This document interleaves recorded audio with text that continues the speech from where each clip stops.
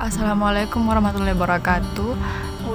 Kami dari kelompok 5 akan menjelaskan mengenai proses kerja pembuatan prototipe produk barang dan jasa.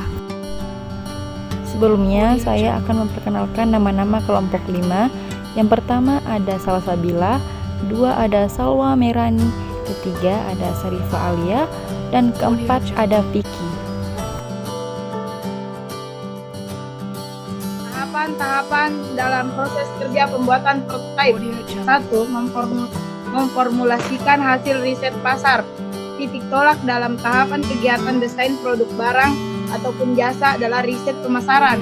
Dalam riset pembuatan produk baru ataupun pengembangan produk yang sudah ada, perusahaan harus mempertimbangkan hal-hal sebagai berikut.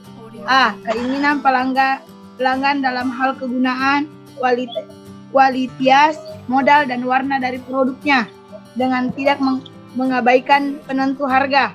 B. Biaya pembuatan produk baru atau pengembangan dari produk yang sudah ada. Apakah perusahaan mampu untuk membayarnya? 2. Mempertimbangkan kemampuan fasilitas perusahaan. Tahap kedua yang harus dipertimbangkan oleh seseorang desire profit, yaitu kemampuan perusahaan yang meliputi beberapa banyak tenaga kerja, mesin-mesin, dengan peralatan penunjang lainnya. Hal ini berkaitan pula dengan kemampuan keuangan perusahaan. Sebaiknya desainer juga harus mempertimbangkan biaya produksi yang sefisien dan sehemat mungkin. 3. Membuat sketsa bentuk. Tahapan selanjutnya yaitu membuat sketsa bentuk produk. Sketsa tersebut dibuat untuk mempermudah dalam pembuatan gambar kerja, blueprint, sketsa dari masing-masing produk, walaupun sketsa ini tidak menunjukkan ukuran-ukuran yang dapat terlihat dalam skala perbandingan. 4. Membuat gambar kerja. Tahapan akhir kegiatan desain produk yaitu pembuatan gambar kerja.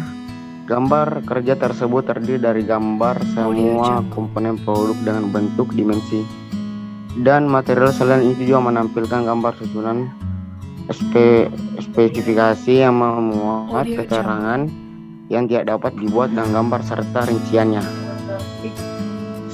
Faktor-faktor yang mempengaruhi prototip fungsi produk. Salah satu faktor yang mempengaruhi proses prototiping yaitu kegunaan atau fungsi suatu produk.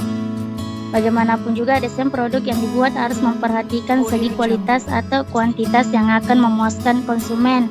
Tanggung jawab produk. Tanggung jawab produk merupakan salah satu bentuk tanggung jawab pihak produsen sebagai pembuat produk kepada konsumen akan keselamatan dan kenyamanan pemakai produk tersebut. Produsen harus menjamin bahwa produk yang dikeluarkannya aman dan nyaman. Harga dan volume. Ada hubungan antara harga dan volume atau jumlah produk yang akan dibuat. Umumnya harga untuk produk yang dijual atau dipasarkan secara massal akan harganya relatif lebih murah, sehingga desain produknya akan berbeda. Evaluasi prototipe. Prototipe merupakan model produk yang pertama yang akan dibuat. Prototipe ini memperlihatkan bentuk setara, fungsi, dan sebenarnya, sehingga sebelum perusahaan memproduksi, maka prototipe diusahakan untuk membuat terlebih dahulu. Standar dan spesifikasi desain. Sambung-sambungan. Artinya, perusahaan harus merencanakan bagaimana menyambungkan bagian-bagian supaya tidak ada bagian yang kosong. 2. Bagian. Artinya pada saat mendesain produk, ada bagian yang berfungsi untuk menyesuaikan ukuran keserasian desain yang disambung dengan yang lainnya. 3. Bentuk. Artinya pada saat mendesain untuk harus diperhatikan keindahan dan kesesuaian dengan fungsi. 4. Ukuran. Artinya ukuran perlu diperhatikan dan harus seimbang bagian-bagiannya secara keseluruhan. 2. Mutu. Artinya mutu suatu produk harus disesuaikan dengan fungsi produk tersebut. 3. Bahan. Apabila produk yang akan digunakan ingin berkualitas tinggi, maka bahan yang digunakan pun harus bahan-bahan terpilih yang berkualitas tinggi, sehingga konsumen pun terpuaskan.